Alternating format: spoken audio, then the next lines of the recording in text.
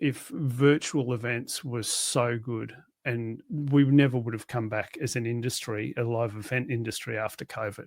Everybody would have been like, you know what? I love sitting here. I'm in my tracksuit pants and my slippers, and I've got my Nespresso coffee from the kitchen, and I can attend an event anywhere in the world. Why would I want to leave home and go to an event?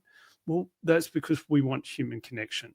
We want that experience. We want that engagement. And that's really for us what events are about and why we as an industry came back after COVID, and why we will continue, I think, in the next few years to flourish, because with the development of AI and the rate of progression of AI, that people will want more and more in-person contact at events, be it business events or personal events, consumer events, whatever it is, because that's the way they're going to be able to relate to reality. I'm touching it, it's real life.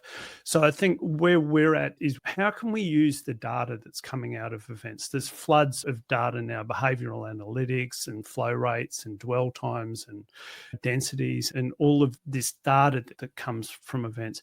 How do we now take that data and how do we enhance the human experience of events into the future by using that data to be able to better the human experience at the event based on previous experience?